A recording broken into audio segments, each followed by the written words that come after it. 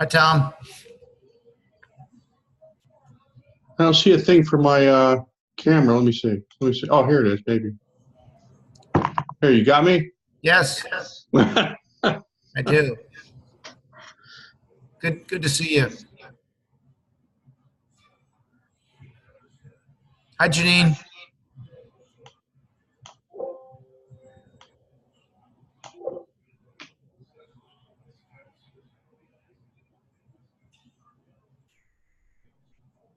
Can you hear me? Hi, Janine. Can you hear me?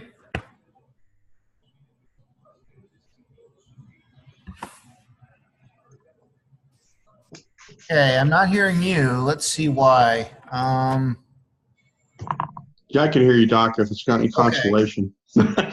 For some reason, I'm not hearing Janine. She's muted. Let me see why.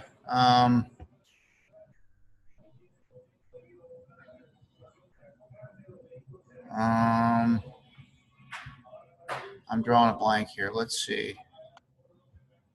Do I hear somebody talking, but it's really low, so I don't know if it's There's a TV playing in the background here. Hopefully, it's okay. not too much. Okay. Okay, and Francis, are you there? Can you hear me? Yep. Excellent. I can see you, but I don't. Can you see me? I don't. No, I can't see you, but I hear you. Okay. That's probably more important. There you are. Hey. And Cindy is here too. Good. Hi, Cindy. Hi. Made it. Excellent. Fantastic. But why can't we? Let me try to unmute Janine here. I could hear you now. Oh, good. I hear you now too. Perfectly. Okay. Excellent. Well, good to see you all. Happy Thanksgiving, belatedly. Mm-hmm. Thanksgiving. Excellent. So did you all have a nice Thanksgiving? Yeah. Mm-hmm. Good. Yeah, it was good. Yeah. Mine wasn't so good. I had to, I own a home in Steubenville, Ohio, and the wall of the garage had caved in. And so I got cited by the city, so I had to go back and, prove that I was fixing it. So, but I still had a nice Thanksgiving dinner, but pretty much the rest of the week was consumed with various projects on this house in Steubenville. So That stinks. it's not the best Thanksgiving I ever had. No, that does not sound good. No. Yeah, well, we ours was pretty good, but we had we had our grandson and my daughter and their family came down from Philadelphia, and everybody from Falls Church came over here. So we had everybody at our house, but Okay. little Steve had a cold, and so what that means is that everybody got sick. Oh, Not right away, but eventually. I'm going through that right now. right. Okay. Well, cool. So, so y'all here, this is probably the group we're going to get. This seems like the regulars here. So, excellent. So, what did we do last week? We kind of did the Deuteronomic history, I think. The Deuteronomistic history, I should say. Deuteronomic and Deuteronomistic are not, strictly speaking, the same thing, although they're tightly connected.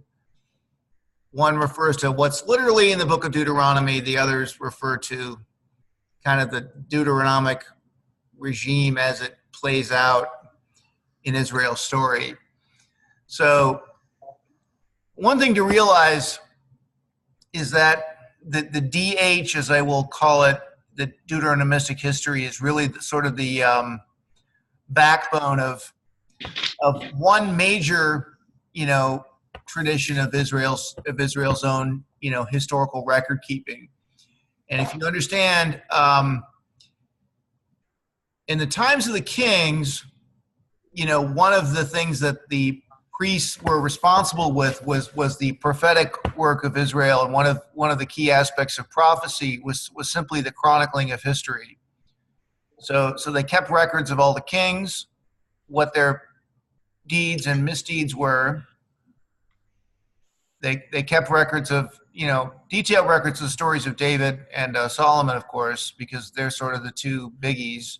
And they are, of course, commenting heavily on the pattern of Israel's history as well. And, given that they probably share a lot of the theological outlook of the book of Deuteronomy, the main theme that seems to keep coming up in the DH, this Deuteronomistic history, is the failure of Israel to live up to the law, and consequently the sort of, obviously it's a bit paradoxical, but the force of the Deuteronomic covenant to inflict curses on Israel, chief of which is being exiled. So that's kind of the story, right? And so, and you see really from the very beginning, going back to, we looked at 2 weeks ago, we looked at the story of Joshua. They violated the Deuteronomic law before they even entered the land, right? I mean, by striking a deal with Rahab the harlot, they're not supposed to have any covenants with foreigners. But the way I think I look at this is that, in not killing Rahab, they were supposed to kill all the foreigners because God didn't want them to fall under the influence of the foreigners. Nevertheless, what they did was, in a certain way, humanly speaking, the only real way they could have acted, because Rahab obviously deserved to be spared because she had done them a great deed. So there's a certain sense in which the Deuteronomistic regime was kind of, almost had failure baked into it from the very beginning. And that's why, in the New Testament, and this is a major part of Paul's understanding of salvation history, that Paul's always talking about the law, and he primarily means the Deuteronomic law, as being negative in the sense that it pronounces a curse on Israel and ultimately brings wrath on Israel, and brings a kind of wrath and a kind of curse that's inconsistent with the blessing that Abraham was promised, right? So, Paul argues this in Galatians, and by the way, I release those videos as well. Paul argues in Galatians that, Abraham was meant to be the source of the blessings. It's the blessed people who are faith people. They're the people of Abraham. But the problem is Israel as law people are, accursed, living under a curse. And so there's a certain contradiction in the story there, and Deuteronomy is really what creates the contradiction. So that's a very important thing to understand in terms of how the historical narrative of Israel shapes out, and how not only how the prophets of old interpret the flow of Israel's history, from Joshua to 2 Kings, but also the kind of trajectory this has into New Testament times. Now, the people, the prophetic priestly class of scribes who wrote this book are basically the same kind of people that Isaiah, Jeremiah, Ezekiel, those guys came from, right? They're probably some different theological schools within that, but the reason that Jeremiah and Isaiah and Ezekiel and so forth have books named after them is probably because they were really the prophetic standouts. They were so famous and important that they had followers who collected their own particular oracles and attached their names to them, whereas the authors of the historical books kind of faded into a kind of holy anonymity. And you can see that if you remember reading that material carefully, you can see evidence of this, that there seems to be a prophetic entourage that follows around Elijah, that followed around Elisha. It's very easy when you study the books of Isaiah, Jeremiah to envision exactly the same thing happening with them. So that's kind of, how the history plays out. Now, if we had time and if we had like maybe a 12-week course or a 14-week course, I probably would have you read, Chronicles as well, because Chronicles is kind of the same story told from a strictly priestly, Levitical, post-exilic view. And so the theology is different in very interesting ways. But for what we're doing now, this is fine. But put it on your lifetime reading list to read the book of Chronicles. And you can do a small, there are ways you can kind of do a systematic comparison between that and the Deuteronomistic history. So for one thing, it's after the exile, so the kings are gone, and so there's a sense the chronicler has a tendency to idealize King David because there's no longer a Davidic heir on the throne to kind of drag his reputation down, as it were, because once you have an actual king to look at, it's hard to idealize the monarchy, but it becomes easy to idealize it once the living kings are gone. And so David is presented much more idealistically in the Chronicles. That's really where the tradition of David being the great musician and the great psalmist comes from, the great player of the harp. That's hinted at that's mentioned in First Samuel, but it really is expanded a lot in Chronicles. Also, David's really into liturgy, so David really plans a lot of worship. You don't have to know this. I'm just kind of telling you this for your own edification. But David plans all this kind of worship in the chronicler's presentation. There's a whole, 5 or 6 chapters that are consumed with the story of him fetching the ark that only takes a Deuteronomist 1 chapter to narrate. So this is a really, emphasizing all the liturgical details about how this was done, is one of the beautiful things about it. It really emphasizes David's role in planning the temple, in procuring the materials for the temple, in acquiring the land for the temple, paying a full price to Ornan, the threshing floor of Ornan, which was also very symbolic.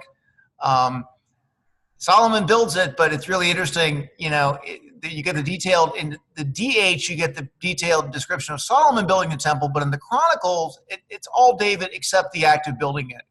Everything is really David's except the building of it. So the text really goes out of its way to magnify David's role and sort of limit Solomon's role, and nothing about the negative things David did. The Bathsheba incident is mentioned in the Chronicles, but none of the other sort of morally ambiguous things that David did in 2 Samuel are mentioned, and so that's different as well. So there's a lot of other differences like that too, but that's the Chronicles was later.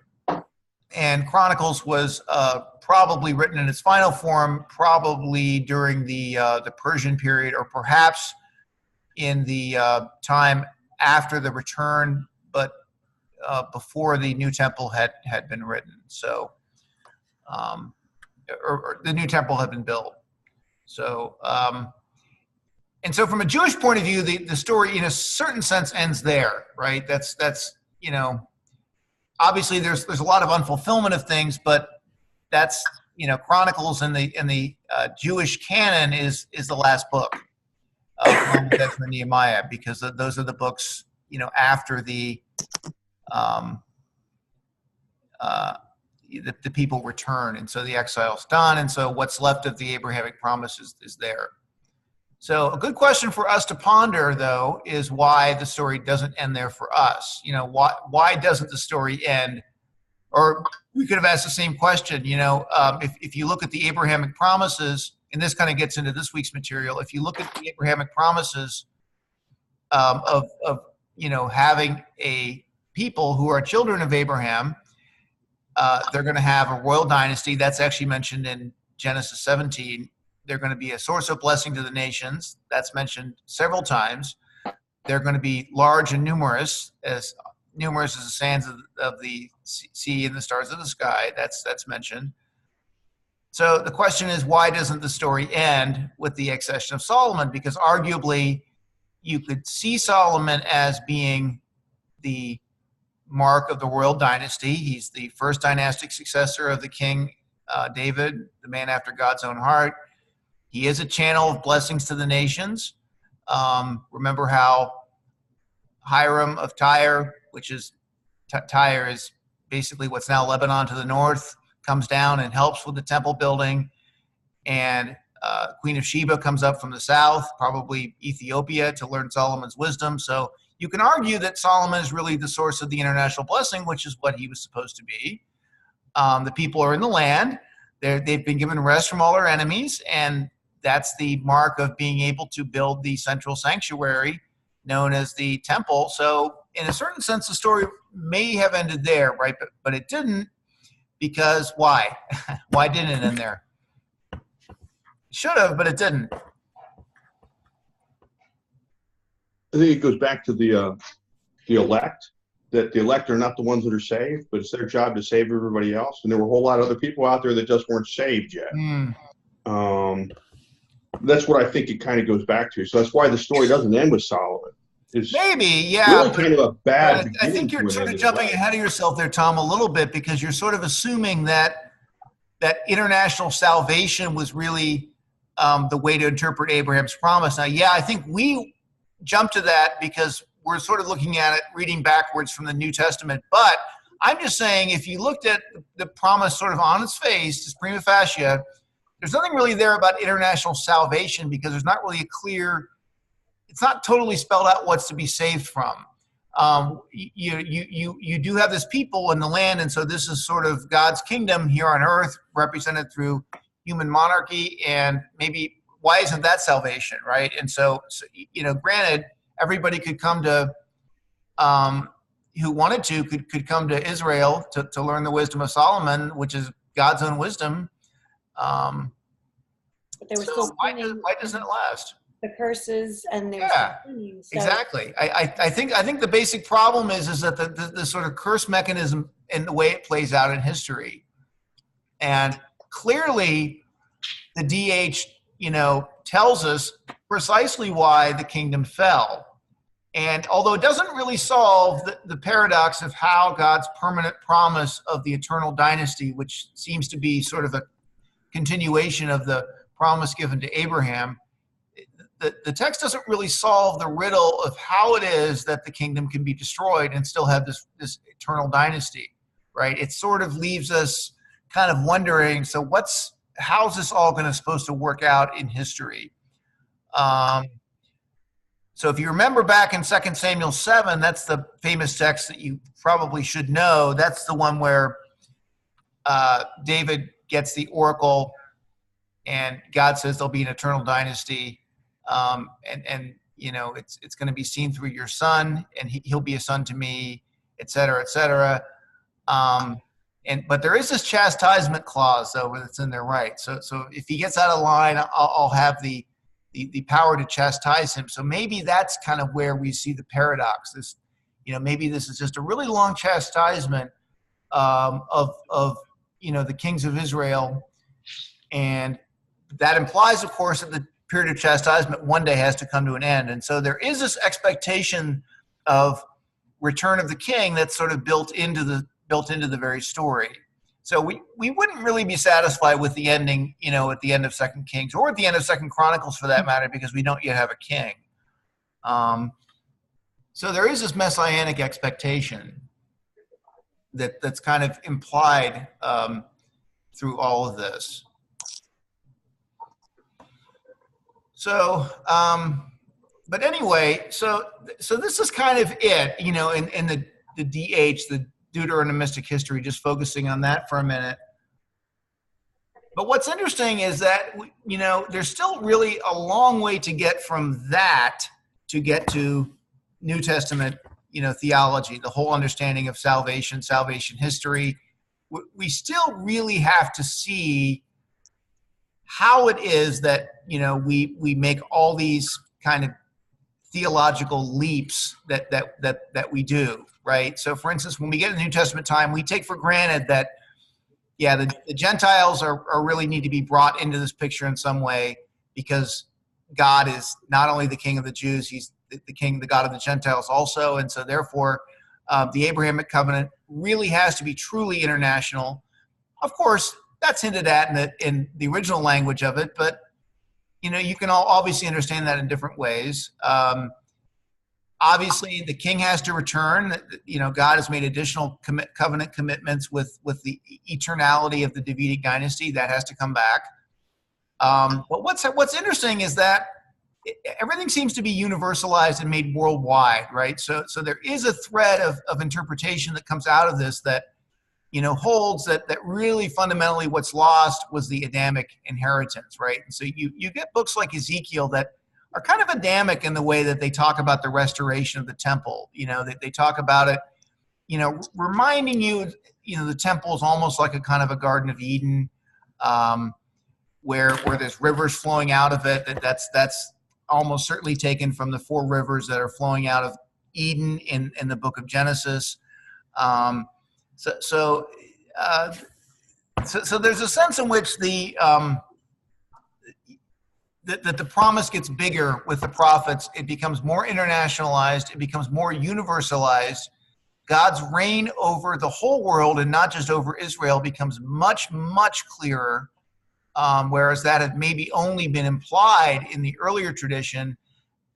During and after the exile, that becomes explicit in a major theme of prophetic theology. The sense of exile also becomes more spiritualized as well. There's a sense in which any person separated from God is in some way in exile. So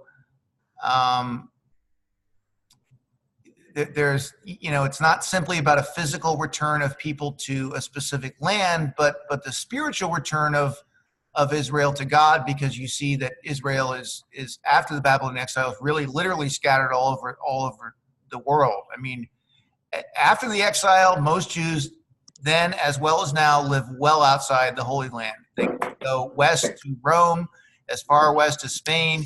They go east to what's now Iran, Iraq. Further west than that, there's probably small Jewish communities even further east in what's now India. They head south to Ethiopia.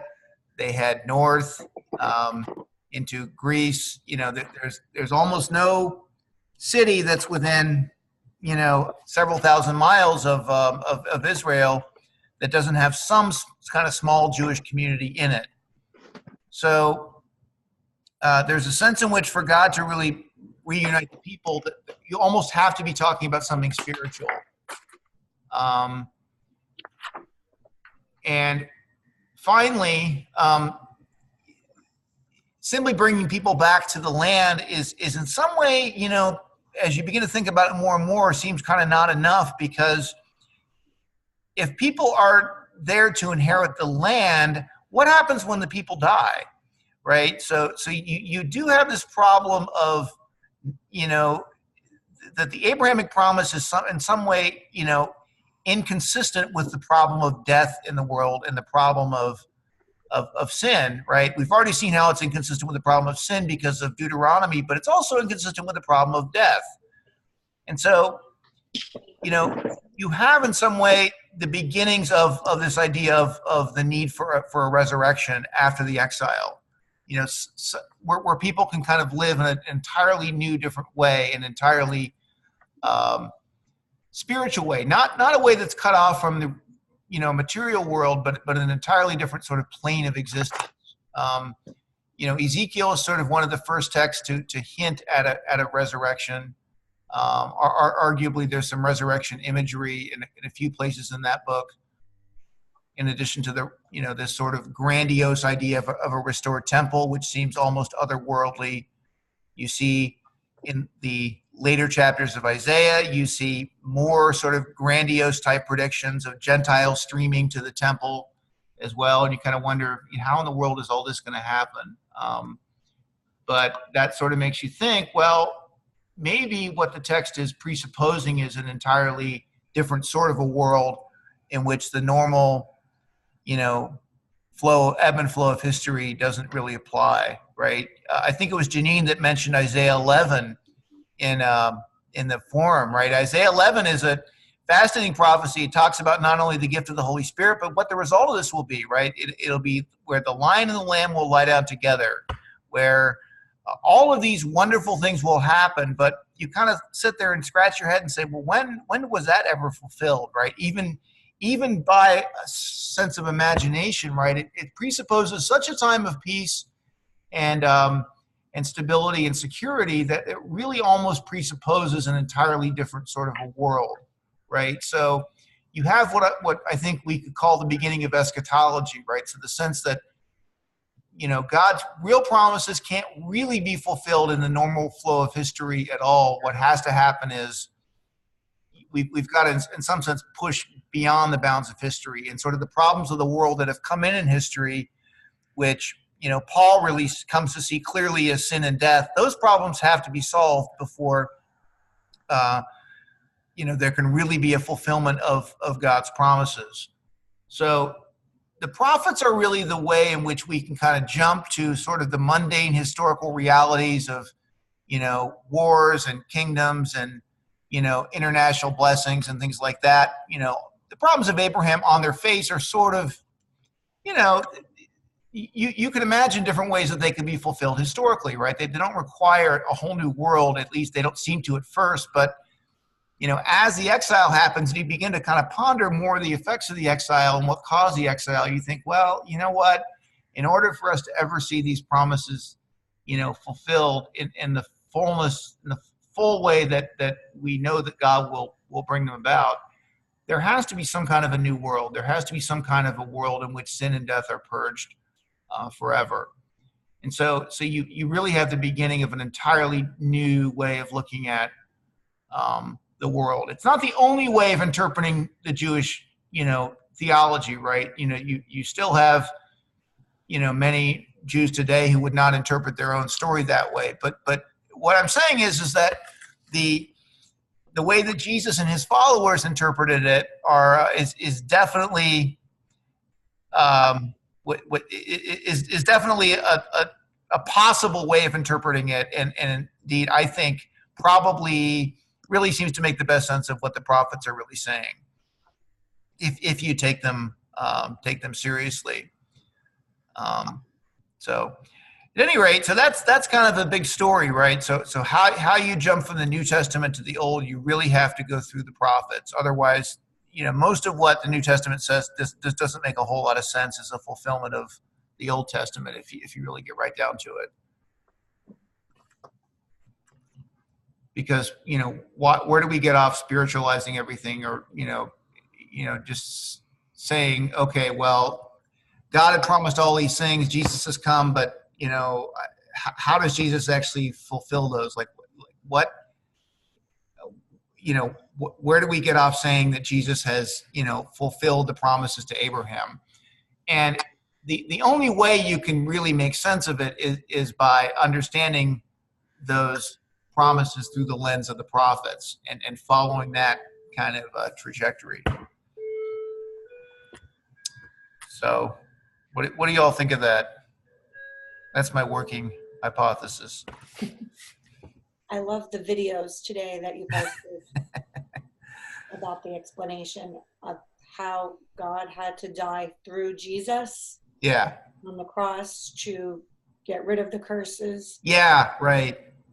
That's really kind of a mind-blowing way. It's an incredibly complicated passage where Paul explains that. Now, why you never see that being taught in anywhere, like in the Catholic Church or in, I just don't know. I think part of the problem is the passage is so complicated, and in a way, maybe I've sort of have cheated a little bit because I've sort of set you up for the conclusion that I'm going to press in that interpretation of the passage. So, but that's actually the way the passage makes sense.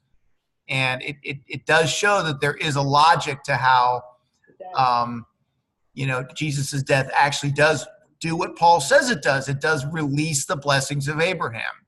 But as you were explaining it, I was pausing it, writing everything down. Good. Yeah. Like at least 20 times over. Good. Yeah, I've been meaning to redo that. The problem is that it takes long to do these videos, and especially to really put in After Effects and graphics, and I have limited time to do them. So that's kind of the older version. I am going to release a new version, eventually, probably when I get a little time to work on it, finish it. But I'll send, the YouTube version of that to all the students, just so you can see it for your own edification, not necessarily for the class, but because there's a lot of really cool stuff in Galatians 4 too, that really even puts that together more. But yeah, so I mean, that is a question. If you're a catechist, why is it that Jesus' death actually saves us? I mean, what Paul does there it's not the only explanation of this. There's other ways of explaining that, but this actually sort of makes sense of it in light of the Old Testament in a way most of the other explanations don't.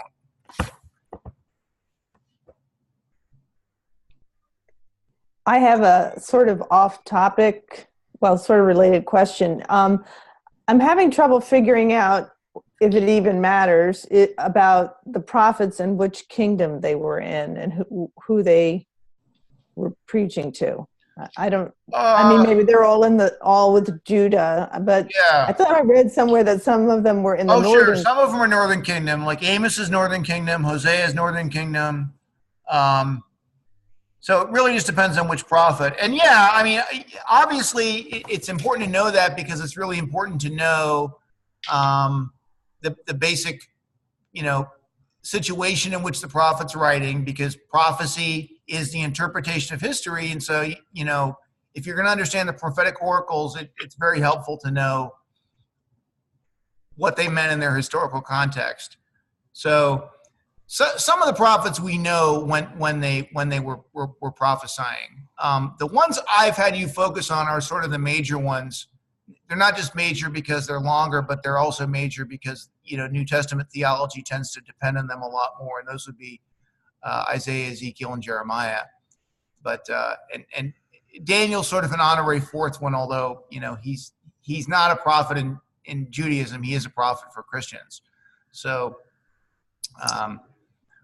but yeah, but there are definitely, if you take the course on the prophets, we do have a course on the prophets. It's called Isaiah and the Prophets. So we do spend a little bit of time, not just in the book of Isaiah, but we do talk about the other prophets as well.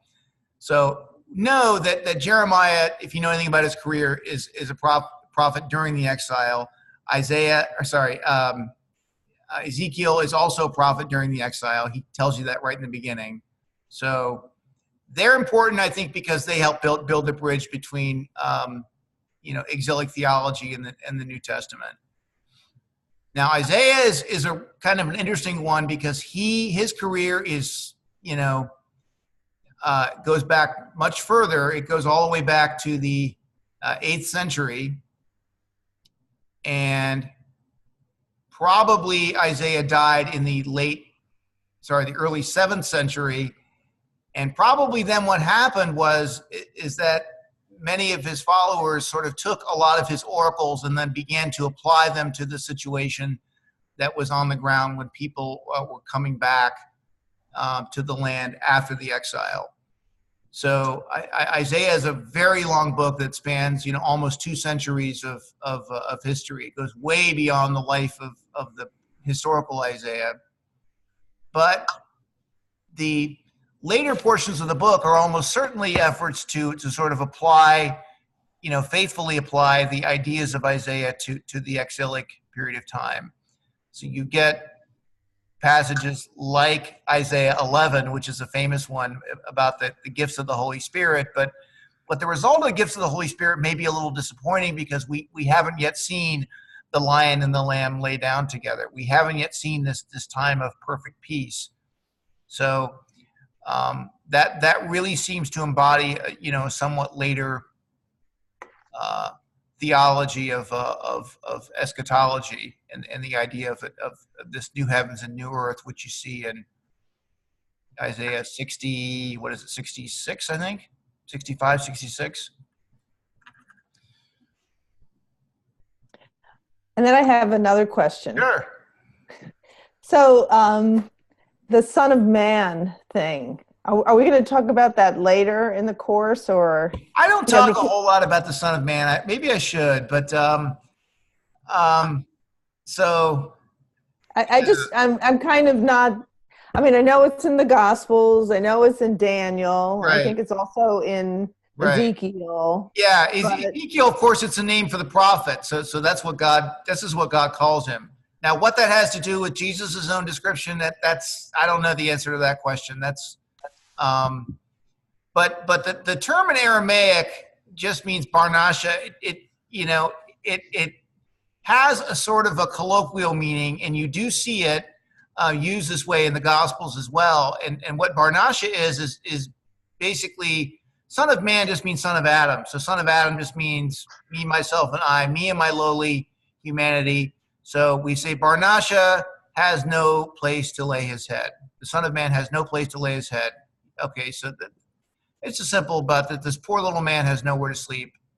Okay, so that's a sort of a simple, self-deprecating way of applying himself, this generic title.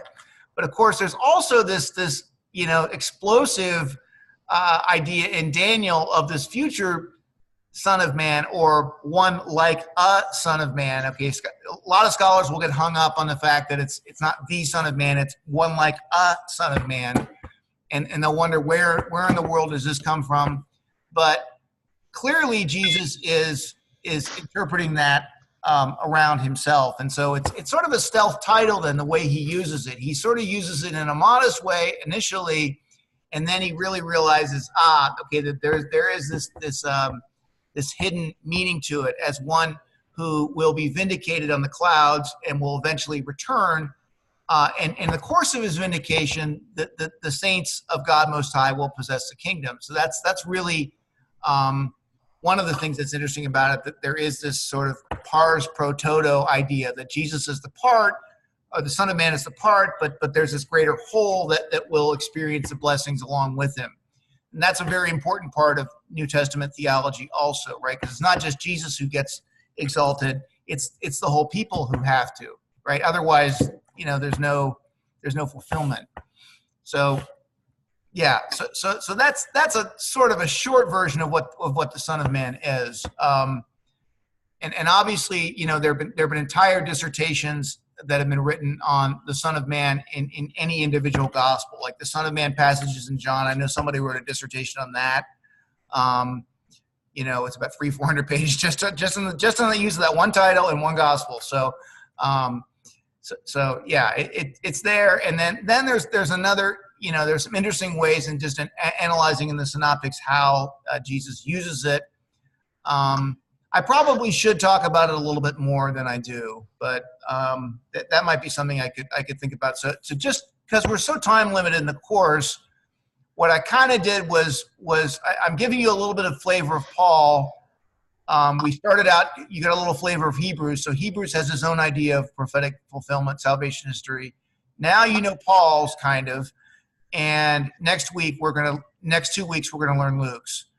And so they're all sort of like, feeling the elephant from different angles and stuff like that. You one person feels one thing, another person feels another thing, and so they're all sort of looking at the reality from different angles. So, but yeah, that's a basic spiel on the Son of Man.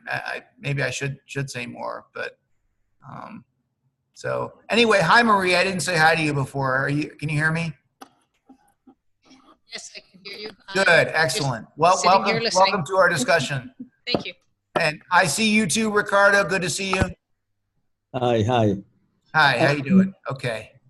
Relating to your point about the Son of Man and salvation that is discussed, has there been some scholarship on how much the suffering of the Jews during the exile, all the terrible things that have happened, might have provoked messianic thoughts and feelings and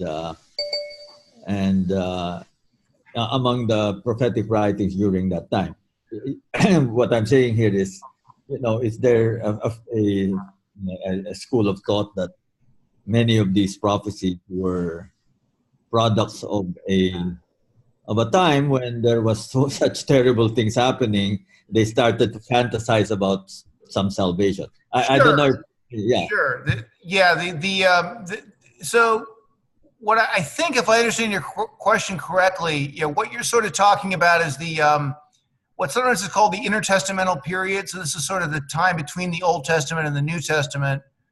And probably what's more often, the term that's more often used is late Second Temple Judaism. So this would be the temples built in the 4th century BC, but what most theologians of the New Testament, historical theologians of the New Testament, are interested in is the sort of 1 or 2 centuries before the emergence of Jesus. So this would be basically the time of the Maccabees in the 2nd century BC, and then the rise of the Roman emperors. So how the suffering of Israel played out in this period of time. So one of the things that happened in this period of time was the clear emergence of the theology of martyrdom. Right. This is a really fascinating development that Israel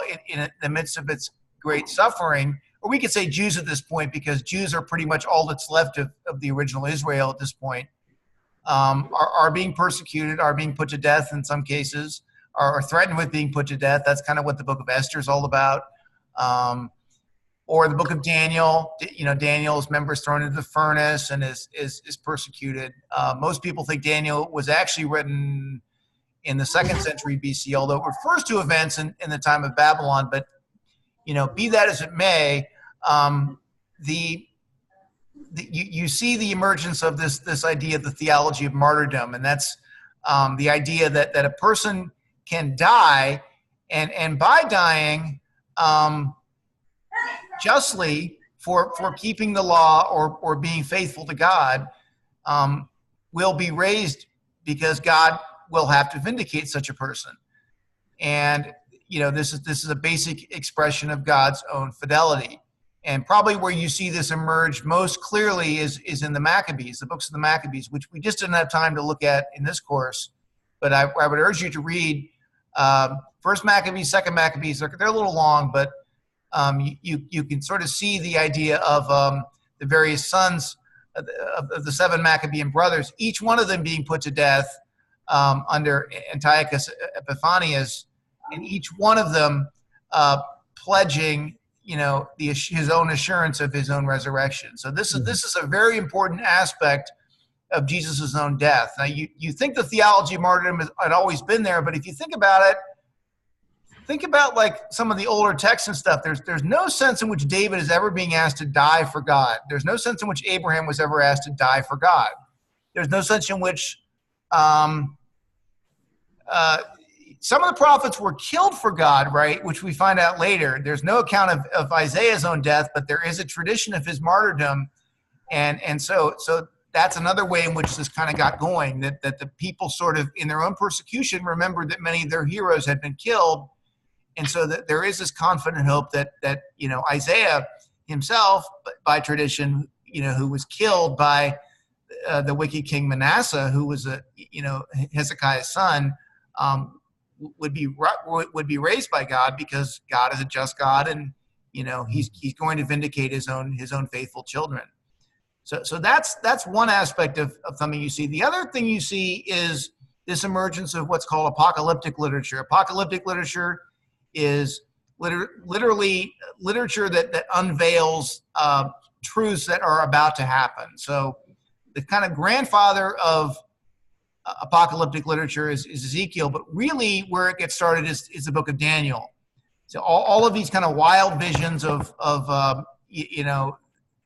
what's going to happen to the enemies of God's people and how God's people are going to be vindicated in history, or is what you begin to see. So Daniel's the one that made it into the Bible, but there's a whole bunch of other ones that didn't make it into the Bible.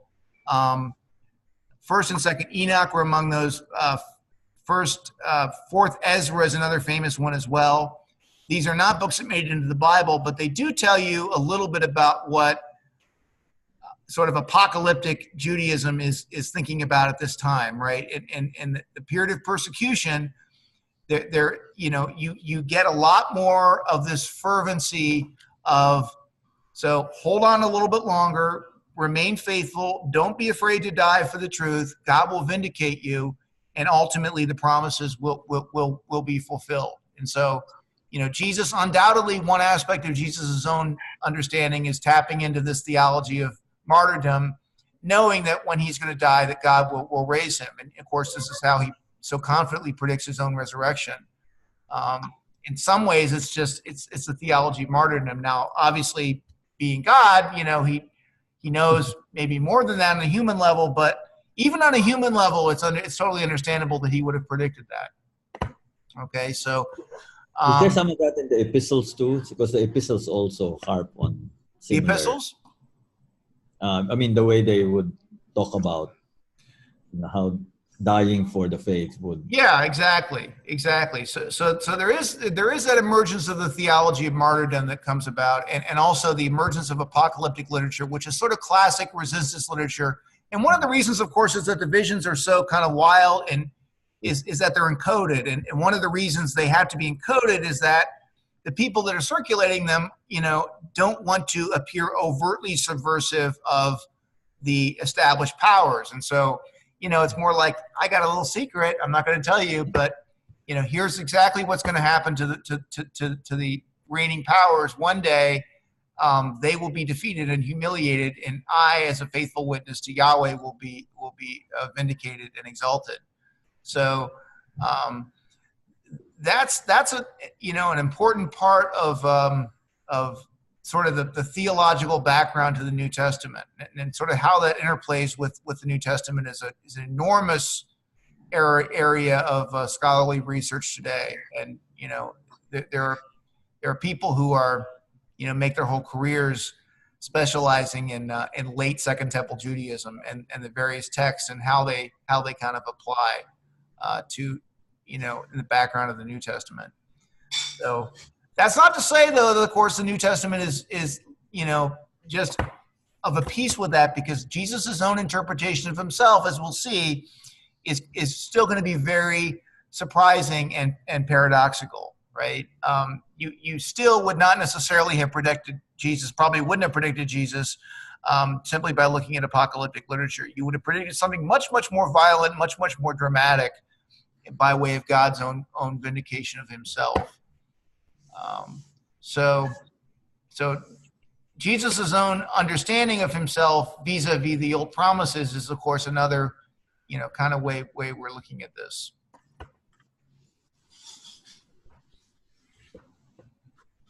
So good question.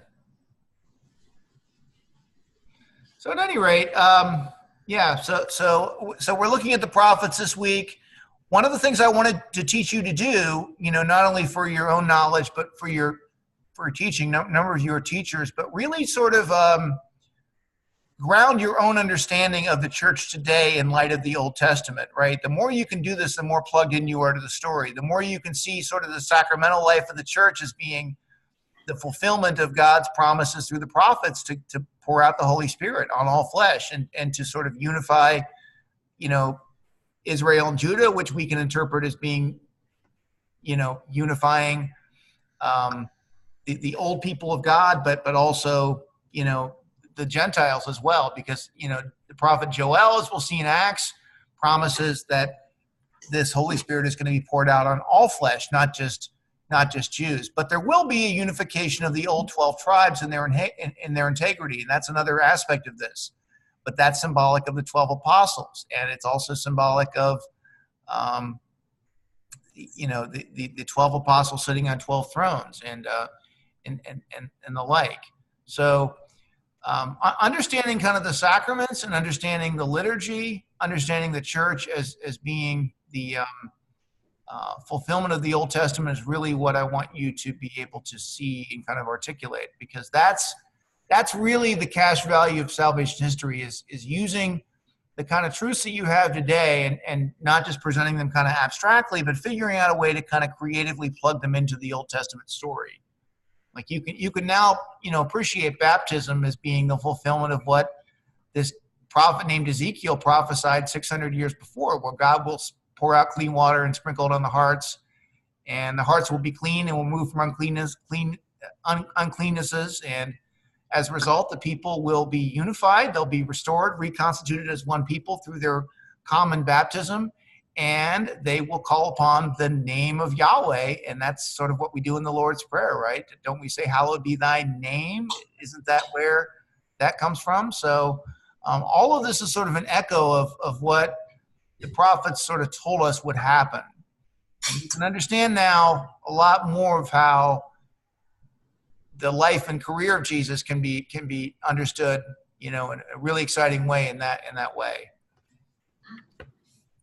The mold of the prophets in challenging the established order at some point, and also sometimes dying for it.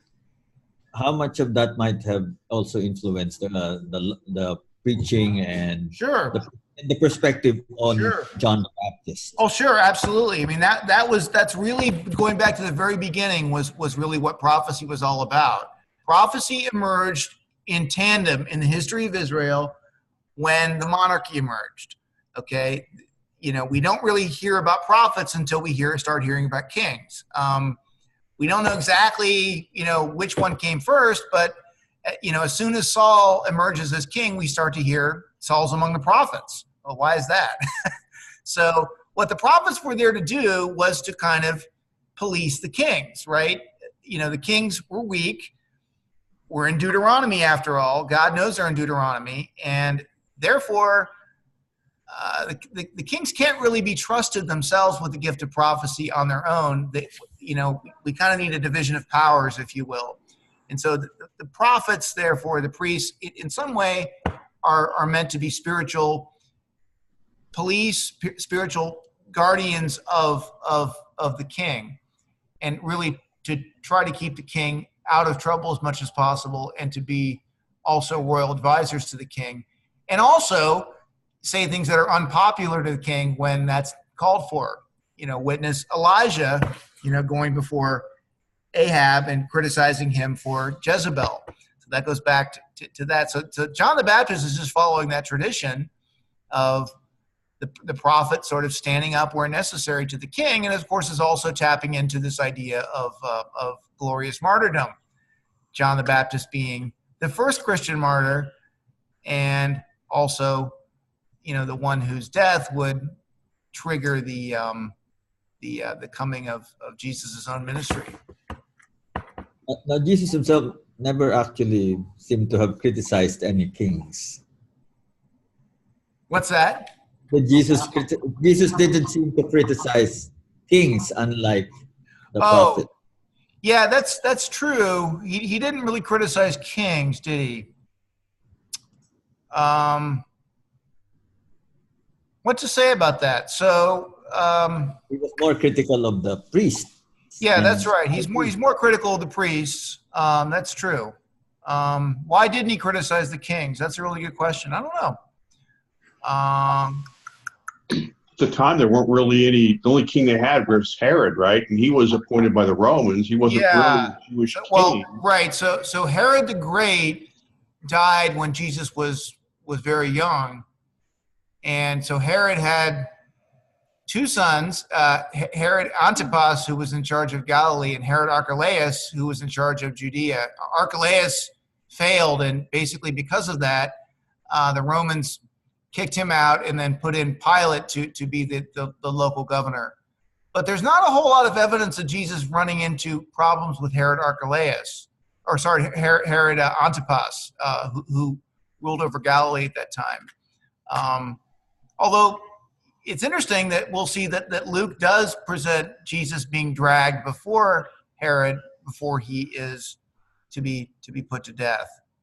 So, and that's interesting. Luke is the only one who tells us that detail is not found in the passions of any of the others. And I'll leave it to you to speculate why that is, but we can talk about why that is in a couple of weeks. Yeah.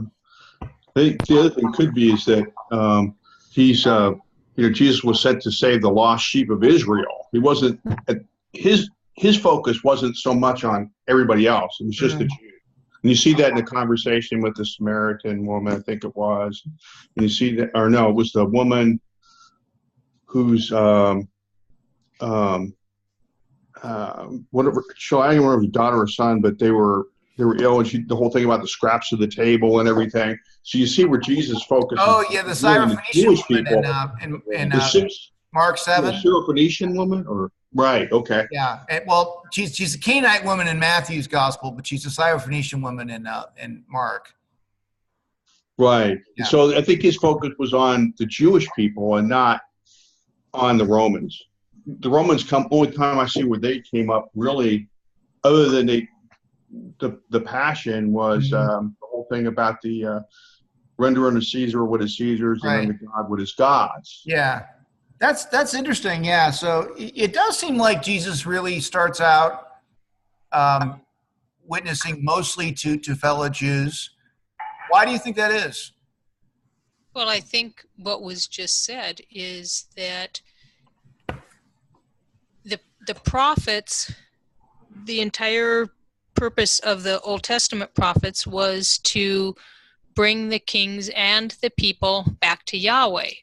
So if the ruler, as in the Romans, are not followers of Yahweh, Jesus has no, as it were, truck with them. Mm-hmm. He says in the passage that was just quoted, render unto Caesar what is Caesar's, and render unto God what render unto God what is God's. So he's not concerned with bringing the Gentiles and the Romans, I understand they're the same thing, to Yahweh. He's saying you Jews need to clean up your act. Right.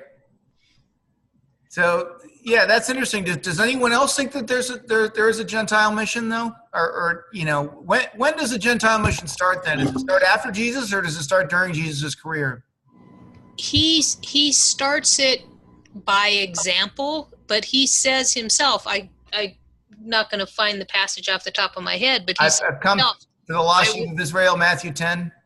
I was sent to the people of Israel, is what he says. Yeah. And then it's not until the Great Commission that he says, go out to all nations. Right. So that's an interesting one. So yeah, every gospel is a little bit different. So in Matthew's gospel, Jesus definitely makes the first overture to the Jews, right? He says this, and he actually not only rejects the Gentiles, but he rejects the Samaritans at first. Okay, but it's interesting. After the Jews, for the most part, reject the overture, where does it go? It goes to everyone else. So they're the ones who are supposed to get the first crack at it. And so we could then understand the closing line where Jesus says, all power in heaven and earth is given to me. Go therefore and make disciples of all.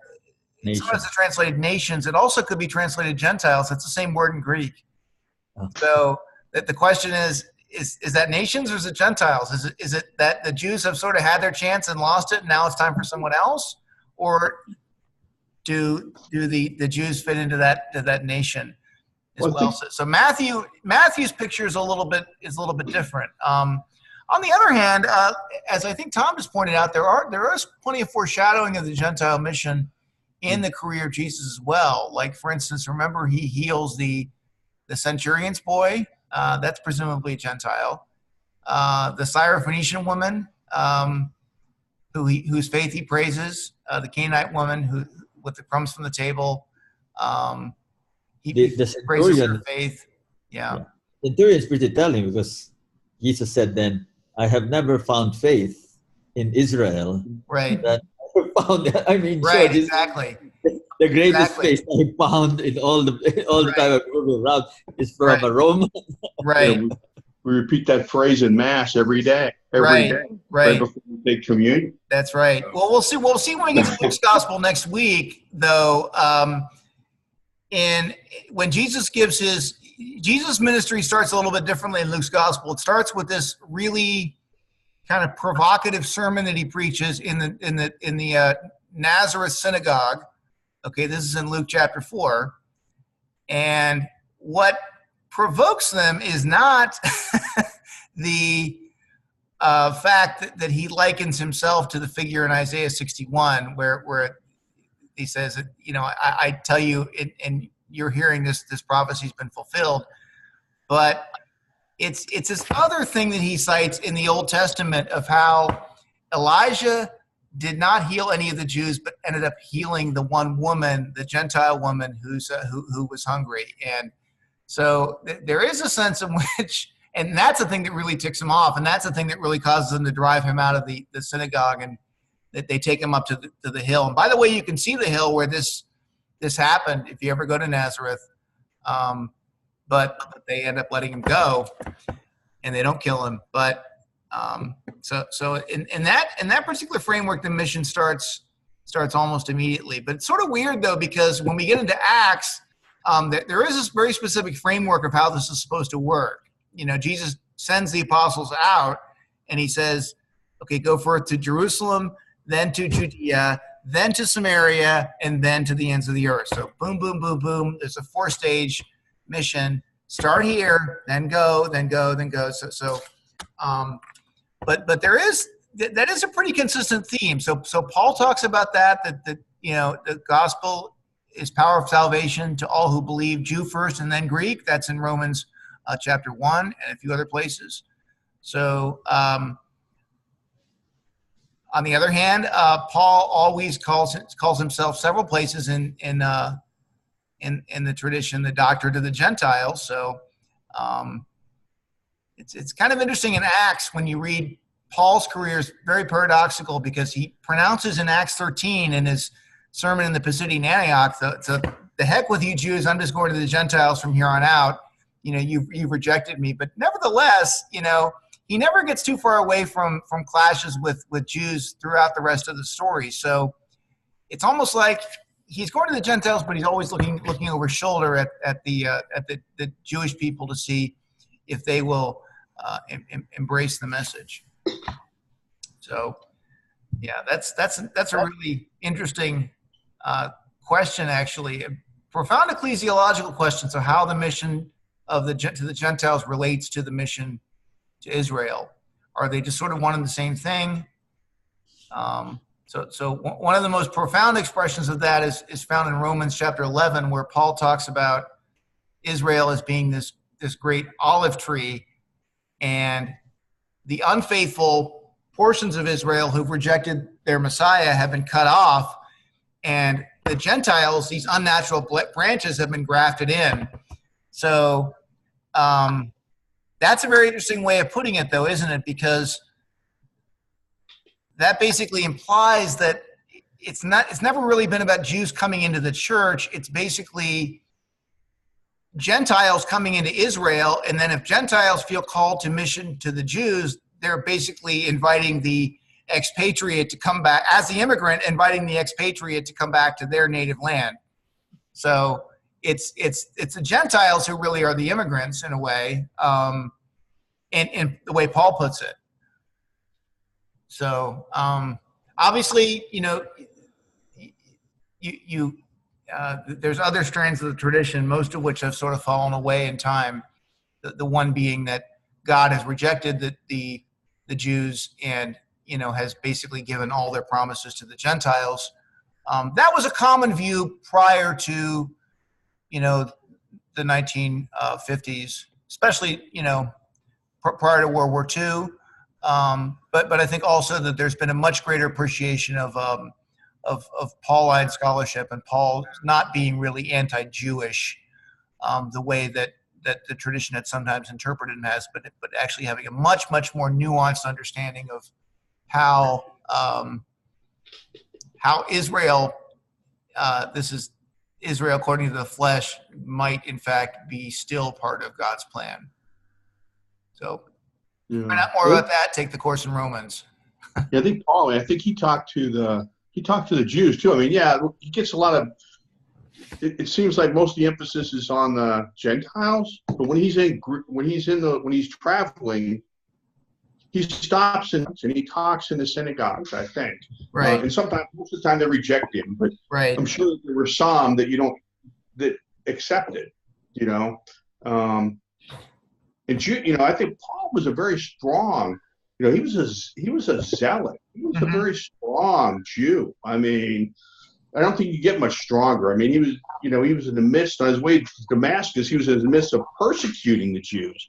Right. So I think he was very much pro-Jewish people, but you can't get blood from a rock. So Right. if they didn't agree with him, he went on. Right. So that's sort of a big breakthrough in sort of Pauline studies. It used to be thought that Paul converted, and probably what it's better describing Paul as not being so much a conversion as it is a prophetic calling. That the thing that you're trying to bring about through persecution has actually been realized through Jesus, and therefore your mission as prophet of God is now to proclaim this. So that's a little bit different than understanding Paul as rejecting an old religion and embracing another religion, which Paul himself never at any point said that he did. Yes, in fact, he always preached that the Christ was the fulfillment of Judaism. Yeah. Right. And if I had a fact about the point about him being a radical, I think there were two strains among the Pharisees or the religious Jews at the time. There was the more moderate strain, Yeah. and Paul actually studied under the master of that, Gamaliel, but he himself Gamaliel, right. a more radical one. Right. But I think was it N.T. Wright who said that he compared Paul to one of the Islamic radicals today. More on that kind that would be willing to kill for the faith, not just die for the faith, but kill for the faith. So what Rick is talking about is this idea that Paul, this is Paul pre-Christianity, was sort of like a how would we describe him? Something kind of like a zealot wanting to use any sort of fleshly power, including the power of death, to bring about to sort of hasten history along on its ultimate end, which is to usher in the kingdom.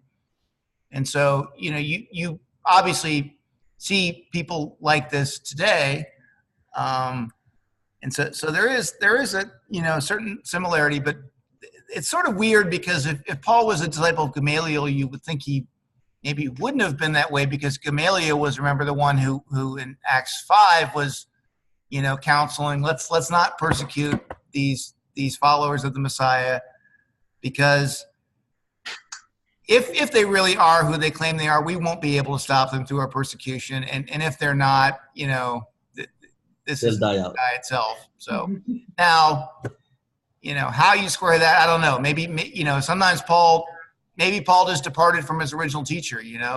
I mean, I don't always. You kind of go your own direction, right? If you study under someone for a while, you begin to sort of drift in your own way according to what you think is right. And so very few people agree with their teacher 20 years after they're done studying him under. So maybe that's what happened to Paul. One aspect of the thinking of that radical strain of Judaism is that they needed to be liberated from the Romans so they could practice their faith fully and faithfully. And that may have lent a religious element to this whole political Messiah idea, that the Messiah would bring Israel back to its own independent, powerful kingdom. Yeah. Because that becomes directly linked to practicing the faith. Right, exactly.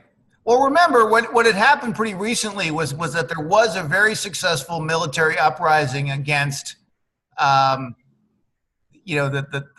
Ptolemies, right, and also the Antiochus Epiphanes. So the Maccabees had been successful at this, and so once you have in people's memory the sort of cultural memory of a successful uprising, they begin to start thinking, well, if we could somehow pull that off again with the Romans, we would be better off. And so that obviously doesn't go away after Jesus' time, because the Jews tried that twice in the Roman War in 67 through 70, and also again even 60 years later under Bar Kokhba. Both instances of rebellion were unsuccessful. And ever since then, the rabbis have sort of deliberately tried to tamp down on that aspect of Judaism because it's led to just nothing but trouble and disaster for the nation. And so that's kind of the emergence of post-biblical Judaism out of that milieu. Like there's an effort to sort of, historically they haven't talked about the Hanukkah a whole lot, and when they do, they've sort of reinterpreted it to be about some lame miracle about oil that doesn't run out and stuff. But instead of talking about the true meaning of Hanukkah, which was the successful revolt, armed revolt against temporal powers, most rabbis have gotten away from that and sort of emphasized Torah observance and sort of, we could say, almost de-eschatologized Judaism. So instead of talking about the imminence of the kingdom and the Messiah and the triumph of God on earth, just keeping Torah and not thinking so much about that. So that's one major difference between the way Judaism looks after the first century and the way that it looked in Jesus's day, where it was definitely not business as usual in Judaism, and there was sort of apocalyptic eschatological fervor in the air from any number of sources. There's a lot of controversy going on too. They couldn't even agree on the books that were in the Torah or the Talmud or whatever. They couldn't agree on it, right? So yeah, you had I can't pronounce these, Sympathood that actually had the apocryphal books in it, and then you had the other one that didn't have any of them. And of course, in the end, in the Reformation, that's why they pull those books out, flashing way forward. But the deal was like they're all on Hanukkah. That all comes out of Maccabees, right? And Maccabees is not even in it's not even in there. Maccabees is a story that's largely been suppressed by the rabbis. I mean, obviously, learned Jews know about it, but it's not until Jews really got established in the United States and wanted something to do, as an answer to Christmas. Hanukkah had been largely forgotten, and sort of came back, but then it was sort of reinterpreted to be the 7-day period of oil that didn't run out. So, it's. People interpret their tradition differently according to the needs of the time, and this was definitely seen as, after the disaster of 70 AD and 135 AD. This was definitely seen as something that we do not want to go back to again. Now, that's not to say that apocalyptic Judaism might not come back. It's entirely possible that it will come back in some other form. Who knows? But it's sort of been quiescent now for many, many centuries. Obviously, it's interesting in the last 100 years or so with the rise of Zionism, 150 years, has it come back a little bit? Maybe in some ways it is. So, at any rate, we're getting a little off the topic here, and I've kept you a little bit more than an hour. So, any questions here? Should we? It was before I go. I was wondering if anyone saw Jeopardy tonight. Final question. I wasn't watching it. My family members were. Really? That it's Catholicism. So turn it on, Mom. You must know the answer. What was it? So it said the first Sunday of Advent is closest to the feast day of this first apostle. I got it wrong. The first Sunday of Advent is closest to the Immaculate Conception. Mary's considered the first apostle, right? No, that was it's not Mary? No, isn't it Andrew? It's Andrew. Andrew. In fact, it's Andrew.